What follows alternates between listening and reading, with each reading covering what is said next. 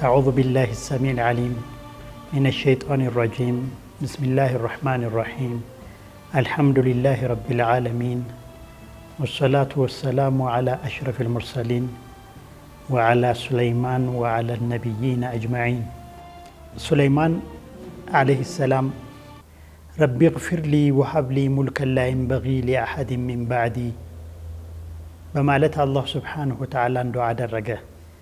ምንም እንኳ በምቾት ላይ ቢሆንም ከዚህ ምቾት የበለጠ ከፍተኛ ምቾትን ለኡመተል ኢስላሚያ ለማምጣት ዱዓ አደረገ። ከነበረው ግዛት ሰፊ ግዛት እንዲኖረው፣ ከሚያስተዳድረው አካል የበለጠ ሌሎችን ሊያስተዳድር የሚችልበትን ንግስና አላህ እንዲሰጠው ዱዓ አደረገ። አላህ ሁሉን የሚያደርግ ጌታ ነውና ዱዓውን ተቀበለው አላህ ሱብሓነሁ ወተዓላ። ዳውድ የበራሪዎችን ቋንቋ ያውቅ ነበር። ሱለይማን ደግሞ በራሪዎችን ያናግራል። እሱ የሚያስተላልፈውን መልእክት መረዳት ይችላሉ፣ እነሱም እሱን ያወሩታል። ዳውድ ተስቢሕ ሲያደርግ በራሪዎችና ተራሮች ይሰሙታል፣ ያስተጋባሉ መልሰው ተስቢሑን ማለት ነው። ሱለይማን ደግሞ ከነዚህ ሁሉ ጋር ማውራት ይችላል። እሱ ያናግራቸዋል፣ እነሱ ያናግሩታል። ሱለይማን አባቱ እንኳ ያልደረሰበትን ሰፊ የሆነ ግዛትን ደርሷል። ሱለይማን ከነዚህ ሁሉ በላይ ደግሞ ጂኖችን ያናግራቸዋል፣ ያያቸዋል፣ ያዛቸዋል፣ ይታዘዙታል። ሐታ ሸያጢን ሸይጣኖች እንኳ ማዘዝ ይችላል። ሸይጣንን እንኳ አንበርክኮ መግዛት ይችላል ሱለይማን አለይሂ ሰላም። ይህ ሁሉ ተሰጥቶታል። ወለቀድ አተይና ዳውደ ወሱለይማነ ዒልማ ወቃለ አልሐምዱ ሊላሂ አለዚ ፈضለና ዐላ ከሲር ሚን ዒባዲሂ ልሙእሚኒን።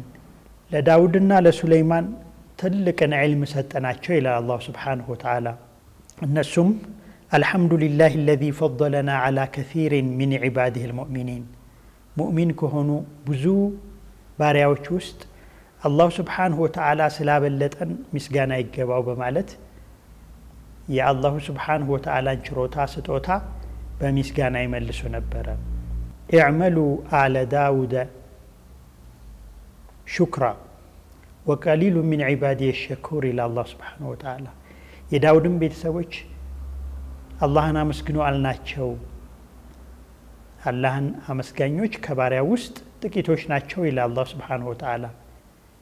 ወቀሊሉ ሚን ዒባዲየ ሸኩር፣ ከባሪያዎች ውስጥ አላህን የሚያመሰግኑ ጥቂቶች ናቸው ይላል አላህ ሱብሓነሁ ወተዓላ። እዚህ ጋር ሸኩር ብሎ ነው የገለጸው። ይሄ ሸኩር የሚባለው የምስጋና አይነት ሻኪር ከሚለው ወይም በተለምዶ ከሚታወቀው ለማንኛውም ሰው ከሚሆነው ይለያል። ምክንያቱም ሸኩር ሲሆን ኒዕማን ብቻ ሳይሆን ከኒዕማ ውጭ ያለንም የሚደርስበትንም ስላስቀረልኝ ይመስገን አላህ ሱብሓነሁ ወተዓላ ብሎ የሚያመሰግኑ ናቸው። ሌሎች ሰዎች የሚደርስባቸውን ይሶብራሉ። ነገር ግን የተመረጡት ሸኩሮች ግን አላህን ነው የሚያመሰግኑት ማለት ነው። ስለዚህ ወቀሊሉ ሚን ዒባዲየ ሸኩር፣ ሸኩር የሚባለውን ባህሪ የሚያገኙት ባሪያዎቼ ጥቂቶች ናቸው ይላል አላህ ሱብሓነሁ ወተዓላ። እውነት ነው። ስለዚህ እነዚህ ዳውድና ሱለይማንን የመሰሉት በተሰጣቸው ኒዕማ አላህን ሁሌ የሚያመሰግኑ ናቸው። አላህ እየመሰከረላቸው ነው ማለት ነው። ሱለይማን የጉንዳኖችን የእርስ በርስ ወግ ማድመጥ ይችላል። ጉንዳኖችንም ማውራት ይችላል። የእነሱንም ወሬ መስማት ይችላል። የዚህ አይነት ችሎታን አላህ ሱብሓነሁ ወተዓላ ሰጥቶታል ማለት ነው። ሱለይማን በራሪዎችን ማናገር ይችላል። በራሪዎች ደግሞ እሱን ጥላ መሆን ይችላሉ ሰማይ ላይ ሆነው ማለት ነው። ጅኖችንም እንደዚሁ በፈለገው መልኩ ሊያዛቸው ይችል ነበር ማለት ነው።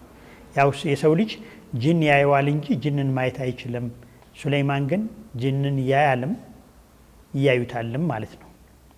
ሐታ ሸይጣኖች ከነሱ ውስጥ ማሪድ የሆኑት ሸይጣኖችም እንደዚሁ ይታዘዙት ነበር ማለት ነው። እንግዲህ ሱለይማን እነዚህን ማናገርና እነሱም መስማት ብቻ ሳይሆን በጣም ጠንካራ ሰራዊትም ነበረው። በጣም ጠንካራና የተለየ ሰራዊት የሚያደርገው ደግሞ አወቃቀሩ አደረጃጀቱ ነው። የሱለይማን ወታደራዊ ኃይል ወይም ሰራዊት የተደራጀው ከብዙ አይነት ነው። እግረኛው የሰው ልጅ ነው። በመቶ ሺዎች የሚቆጠሩ ወታደሮች ነበሩት። እንግዲህ እንዲሁ ደግሞ ከጅኖችም የተዋቀሩ ወታደሮች ነበሩት። ከበራሪዎችም የተዋቀሩ የሰራዊት ክፍል ነበረው ማለት ነው። እና እነዚህ ሁሉ አላህ Subhanahu Wa Ta'ala ለሱለይማን አላህ ያገራለት አላህ የሰጠው ነው። ከዛ ዱዓውን አላህ ስለተቀበለው የሰጠው ተጨማሪ ስጦታ ነው ማለት ነው። የሰው ልጅ የሱለይማን ወታደሮች ማለት ነው ከሰው የሆኑት የምድር ኃይሉ ነበሩ። ጠንካራ የምድር ኃይሉ ነበሩ። ምንም እንኳን ምድር ኃይሉ ላይ ጅኖችም ሌሎችም ቢሳተፉ ማለት ነው። ጅኖች ደግሞ ጠንካራ የባህር ኃይሉ ነበሩ። የባህር ኃይልና እንዲህ ደግሞ ምድረ በዳ የሆኑ ያው አብዛኛውን ጊዜ ጅኖች የሚኖሩት ሰው በማይኖርባቸው ቦታዎች ክፍት ቦታዎችና እንዲሁ ደግሞ በባህር ላይ በውሃ ላይ ስለሆነ የባህር ኃይሉንና የውሃ ኃይሉን ደግሞ በጅኖች የሚመራ ነበር። ምንም እንኳን ሰዎች አንዳንድ ኃላፊነቶችን ቢወስዱም ማለት ነው። የበራሪው ኃይል ደግሞ የበራሪው የጦር ሰራዊት ደግሞ አየር ኃይሉንና የደህንነት ክፍሉን የያዙ ናቸው ማለት ነው።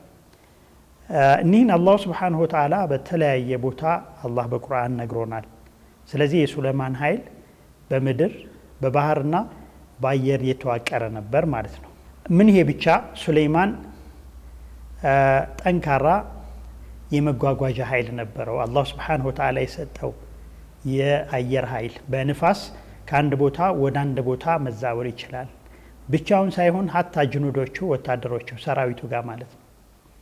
እና አላህም እንደነገረን ወዱሃ ሸህሩን ወረዋሁሃ ሸህር በማለት ከከሰዓት ክፍሉ አንድ ወር የሚያስኬድ መንገድን ከጧቱ ክፍል ደግሞ አንድ ወር የሚያስኬድ መንገድን ተወስደው ነበረ ይለናል። እንግዲህ ግዛቱ በጣም ሰፊ ነው። ሰፊውን ግዛት በዚህ መልኩ ነበር የመጓጓዣ ይጠቀም የነበረው ማለት ነው። እኒህን ስጦታዎች በእያንዳንዳቸው ለማየት እንሞክራለን። የሱለይማን ሰራዊት ያው ከሰው ኃይል የታገዘ ነው ብለናል። ይሄ የሰው ኃይል ቁጥሩ እጅግ በጣም ብዙ ነው።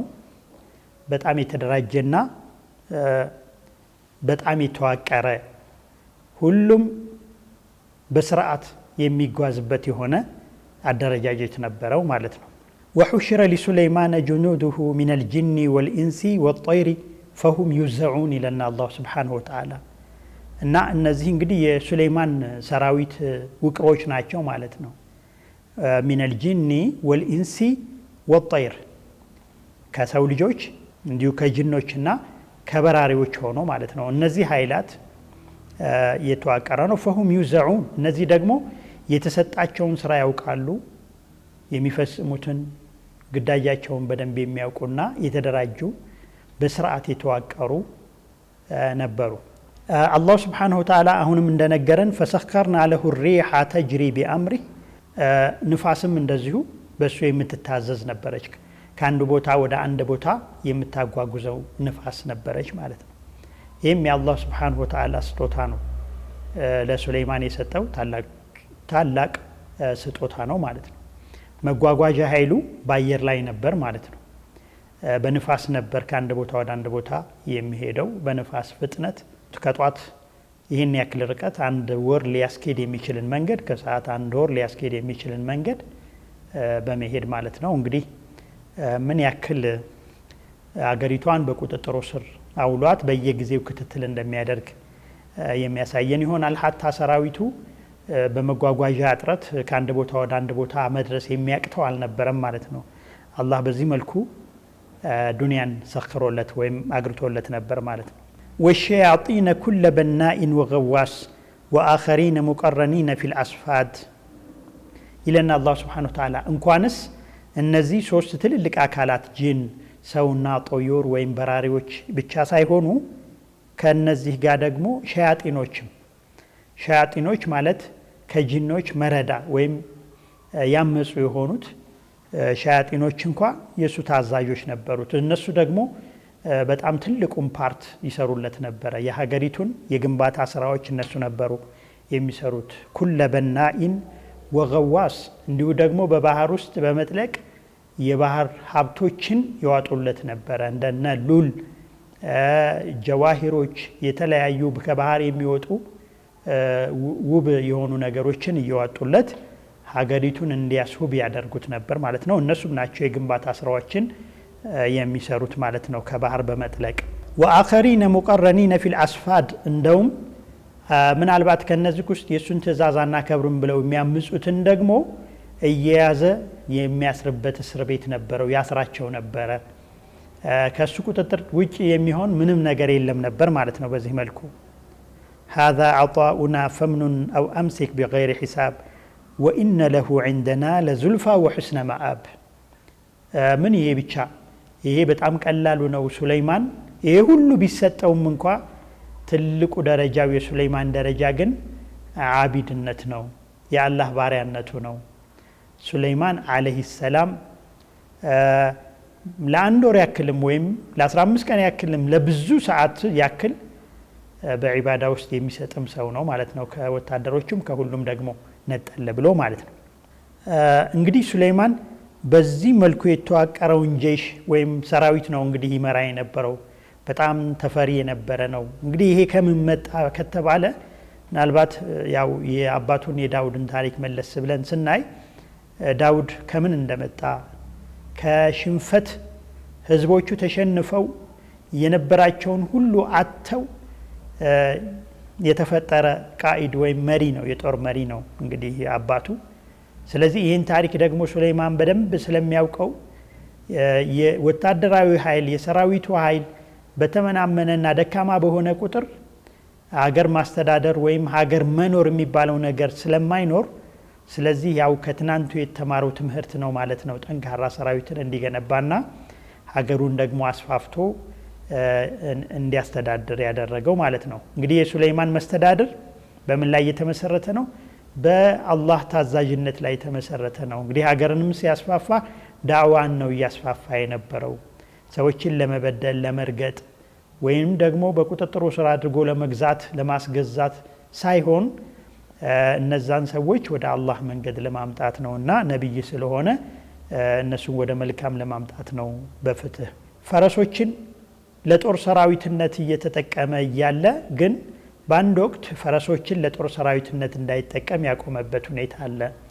ምንድነው? ያው ሱለይማን ሁሌ መልካም ሰዎች የሚያጋጥማቸው ከአላህ የሚያጋጥማቸው ፈተናዎች አሉ እና እነዚህ ፈተናዎች ከአላህ የሚያጋጥሟቸውን ፈተናዎች ደግሞ ሲራመዱ ነው የጸዱና የጠሩ ሆነው ሊወጡ የሚችሉትና አላህ ሁሌ መልካም ባሪያዎቹን ይፈትናቸዋል። የሚፈትናቸው ሊያመጥቅ ሊያሳድጋቸው ሲፈልግ ነው ማለት ነው። እና ሱለይማንም በጣም እጅግ በጣም ፈረስ ይወዳል እና ያ ፈረስ መውደዱ በአንድ ወቅት የፈጠረበት ችግር ስለነበረ ፈረሶች ለጦር እንዳይጠቀም ወስኗል ማለት ነው ሱለይማን። ይህን የሱለይማንና የፈረሶችን ታሪክ በቦታው ለማየት እንሞክራለን። እንግዲህ የሱለይማን የተሰጠውን እና ያዋቀረውን ጠንካራ የጦር ሰራዊት ነው እያየን የቆየ ነው። ጅኖችን ለሱ ተስኺር ተደርገዋልና ጅኖች የሰው ልጅ መስራት የማይችላቸውን አንዳንድ ነገሮች ይሰራሉ። በእነሱ ጦቢዓ ወይም በእነሱ ባህሪ ሊሰሩ የሚችሉትን ነገሮች ጠንካራ የግንባታ ስራን የሚሰሩለት እነሱ ነበሩ። ያዕመሉነ ለሁ ማ የሻእ ሚን መሐሪበ ወተማሲል እንግዲህ ታላላቅ ሚሕራቦችን ትልልቅ የዒባዳ ቦታዎችን ትልልቅ መስጊዶችን ይሰሩለት የነበሩት ጅኖች ናቸው። እንግዲህ ከዚህ ውስጥ ደግሞ ቁድስ የሚገኘው መስጂድ አልአቅሷንም በሱለይማን ጊዜ ያው ጠንካራ ግንባታ የተገነባለት ነው እና ይሄ የተገነባው በጅኖች ነው በአብዛኛው። የብዙ አካላት ትብብር ቢኖርበትም ግን የሰሩት ግን ጠንካራ ስራውን የሰሩት ጅኖች ናቸው ማለት ነው። ያዕመሉነ ለሁ ማ የሻእ ሚን መሐሪበ ወተማሲል ወጅፋን ሊውድ የተለያዩ ደግሞ ቅርጻ ቅርጾችንና የተለያዩ ሐውልቶችን በሱ ጊዜ እንደ ነብዩ አለይሂ ሰላቱ ወሰላም ጊዜ የተከለከለ ስላልነበረ ትልልቅ ሐውልቶችንም ይሰሩለት ነበረ። ወጂፋኒን ከልጀዋቢ ወቁዱሪን ራሲያት እንዲሁ ደግሞ ልክ እንደ ሐውድ እንደ ሰፊ የሆነ ጥስት በጣም ብዙ ሰዎችን መመገብ የሚችልን መመገቢያ ይሰሩለት ነበረ። በጣም ሰፊ የሆኑ ለሰፊ ለሆነ ህዝብ ሊበቃ የሚችልን ማለት ነው። ለጅንም ይሁን ለሰው ልጆች በአንድ ላይ የሚበሉበት ትልልቅ የሆኑ የመብያ እቃዎችን የመመገቢያ እቃዎችን ይሰሩለት ነበረ። ለዚህ ደግሞ መመገቢያ የሚሆን የሚሰራበት ድስትንም ሰፋፊ የሆኑና ጠንካራ የሆኑ ከአንድ ቦታ ወደ አንድ ቦታ መዛወር የማይችሉ ጠንካራ በጣም ትልልቅ የሆኑትን እነዚሁ ጅኖች ይሰሩለት ነበር ማለት ነው። እንግዲህ ይሄንን ሰራዊት የሚመግብበትን የሚመገቡበትንም ሁሉ ሰራዊቱ ደግሞ ዒባዳ የሚሰራበትን ታላቅ መስጊድም ሚሕራቦችን ትልልቅ ማማዎችን ትልልቅ ደግሞ ሀገሪቷ የእድገት መገለጫ የሆኑትን ትልልቅ ቅርጻ ቅርጾችንና ሐውልቶችን ጅኖች ነበር የሚሰሩለት ማለት ነው። ያዕመሉ አል ዳውዳ ሹክራ ወቀሊሉ ሚን ዒባዲየ ሸኩር ብሎ ያለው አላህ ሱብሓነሁ ወተዓላ ማለት ሹክርን ስራ አድርጉት። ያው ሹክር ስራ ነው፣ በቃል የሚባል በድምፅ የሚባል ነገር አይደለምና የዳውድን ቤተሰቦች ያው በተግባር አላህን እንዲያመሰግኑ ያነሳሳበት ትእዛዝ ነው ማለት ነው። አላህ ሱብሓነሁ ወተዓላ እኔን የሚያመሰግኑኝ ከባሪያዎች ጥቂቶች ናቸውና እናንተ ደግሞ የዳውድ ቤተሰቦች እኔ ያደረኩላችሁ ነገር በጣም ሰፊ ስለሆነ ትዕግስት ማነው ምስጋናን ስሩ ይላቸዋል አላህ ሱብሓነሁ ወተዓላ ማለት ነው። እንግዲህ ምስጋና የሚሰራ ተግባር ነው ማለት ነው። እና ይህ ሁሉ ኒዕማ ለአላህ ሱብሓነሁ ወተዓላ ሰጥቶት ይህን ሁሉ ሰራዊት ጠንካራ ሰራዊት ሰጥቶት ኒዕመል ዓብዱ ኢነሁ አዋብ ይለናል ደግሞ ስለ ባህሪው ሲነግረን። ምን አይነት የኔ ባሪያ ነበረ፣ ሁሌ በኔ ቤት ተመላላሽ የሆነ ጠንካራ ባሪያ ነው እያለ እንግዲህ ትልቁን መገለጫ አላህ ሱብሓነሁ ወተዓላ ባሪያውን የሚያመሰግንበት ቃል ባሪያይ ብሎ በመጥራት ነው ትልቁ ደረጃው ማለት ነው። የአላህ ባሪያ መሆን ትልቅ ክብር ስለሆነ ማለት ነው። እናም ሱለይማንን ይህም ሁሉ ኒዕማ ከሰጠው በኋላ እውነት ነው አሁንም ባሪያይ ነው።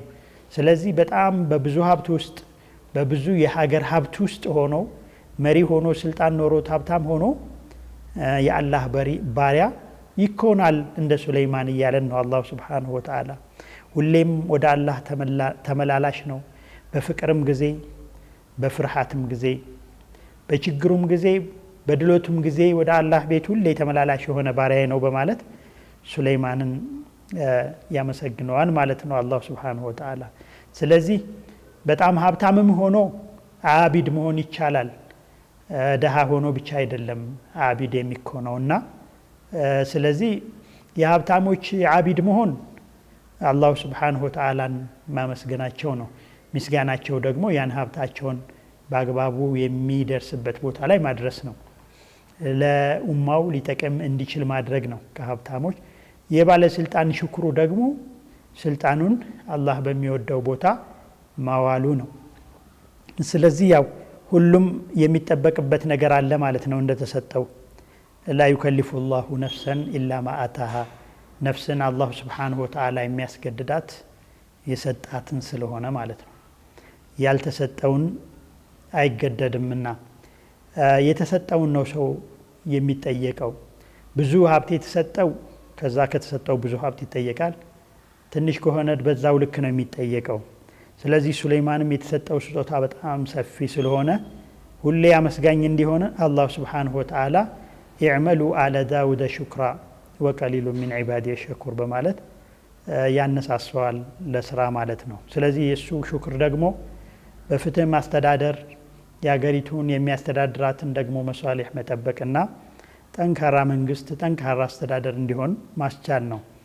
ስለዚህ ይህንን ደግሞ ተግብሯል። ይህን ስለተገበረም ደግሞ አላህ ኒዕመል ዓብዱ ኢነሁ አዋብ በማለት ትልቅነቱን ገልጾልናል ማለት ነው። ኒዕመል ዓብዱ ኢነሁ አዋብ ምን አይነት ምርጥ ባሪያ ነው፣ ሁሌ በእኛ ደጅ ተመላላሽ የሆነ ተክሲር አድርጌ ያለሁኝም ሲል ወደኛ የሚቶብት መልካምም ሰርቻለሁኝ ሲል ያን መልካም ነገር የሰራ ነው እኛ መሆናችንን ሲያረጋግጥ ሲያመሰግነን ሁሌ ተመላላሽ የሆነ ባሪያችን ነው በማለት አድንቆታል ማለት ነው። እንግዲህ አንድ ቀን ቀደም እንዳነሳ ነው ሱለይማን እጅግ በጣም ፈረሶችን ይወዳል። ፈረሶቹ ደግሞ ለመጓጓዣና ለውበት የሚሆኑ ፈረሶች ነው የነበሩትና ሁሌ የሚከታተላቸዋል። ልክ እንደ ጄሹ ሰራዊቱን እንደሚከታተል ማለት ነው።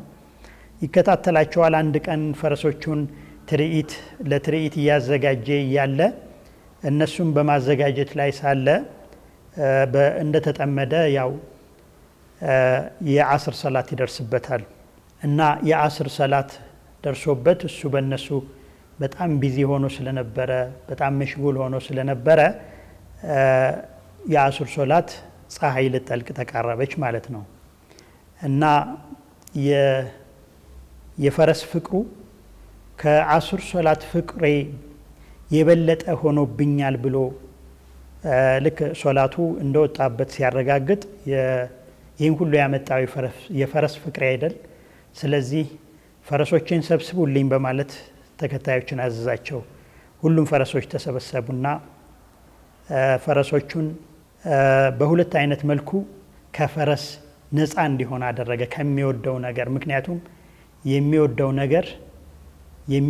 ነገር እንዲጥል ወይም እንዲተው አድርጎታልና፣ ስለዚህ የሚወደው የአስር ሰላት ደግሞ ከፈረስ ፍቅሩ መብለጥ ስለነበረበት ፈረሶችን በቃ ፍቅሩን እንዲቆርጥለት አምጦልኝ ሰብስቡልኛልና በሁለት አይነት መልኩ ከነሱ ነፃ ሆነ ማለት ነው። አንዳንድ ዑለማዎች እንደሚሉት በሙሉ የተሰበሰቡትን ፈረሶች አርዶ ለድሃዎች አበላቸው በማለት ይፈስራሉ። አንዳንዶች ደግሞ ሁሉንም ሰብስቦ አንገታቸውንና እግሮቻቸውን በመዳበስ ለአላሁ ስብሓንሁ ወተዓላ ተውባ አደረገ እና እነሱን በሰራዊቱ ውስጥ ላለመጠቀም ወሰነ። ስለዚህ አላሁ ስብሓንሁ ወተዓላ ይህንን ውሳኔ በሚወስንበት ጊዜ ደግሞ አላህ ሁሌ መጥፎ ነገር ሰርተው ወደ አላህ የሚመለሱትን ሰዎች ያን መጥፎ ነገሮቻቸውን መማር ብቻ ሳይሆን ከዚያ የበለጠ መልካም ነገርን ይሰጣቸዋልና ለሱም ደግሞ መጓጓዣ በፈረሶቹ ፈንታ ንፋስን ሰጠው ማለት ነው እና ንፋስ ለሱ መጓጓዣ የተደረገለት ከነዚህ ከፈረሶች መጽዳቱ ጋር ነው ማለት ነው። ማለት ፈረሶች መጓጓዣ ነበሩ ቀድሞ፣ በኋላ ግን የፈረሶቹ ፍቅር ስለበለጠ ከአስር ሰላት ስለዚህ እነዚህ ማቆም አለበት ይሄ ድርጊት ብሎ ከፈረሶች ነፃ ሆኖ ስለዚህ አላህ Subhanahu Wa Ta'ala ይሄንን ለመሸለም ደግሞ ንፋስን አገራለት። በንፋስ ከፈረሶች የበለጠ እንደውም በምድር ሳይሆን በአየር የሚበር ሆኖ እንዲጓዝ አደረገው ማለት ነው አላህ Subhanahu Wa Ta'ala። ከአባቱም ታሪክ እንዳየነው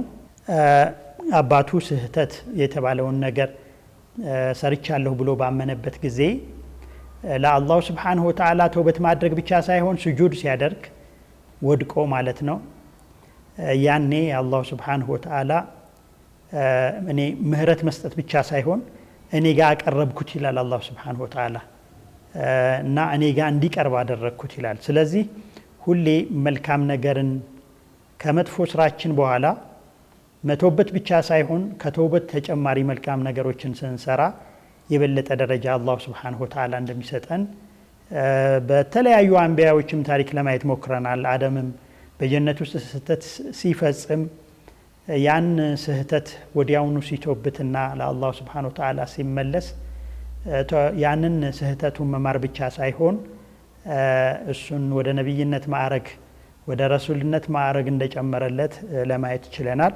ስለዚህ ያው መጥፎ ነገር ስንሰራ ጥሩን ነገር በማስከተል ተውበት በማድረግ ጥሩን ነገር በማስከተል ከሱ ከነበርንበት የበለጠ ደረጃ እንድናገኝ አላህ ስለሚያደርገን ይህንንም ከሱለይማን አለይሂ ሰላም ከሌሎች አንቢያዎችም እንማራለን። ሌላውን በሚቀጥለው ፕሮግራማችን እንቀጥላለን። አሰላሙ አለይኩም ወራህመቱላሂ ወበረካቱሁ።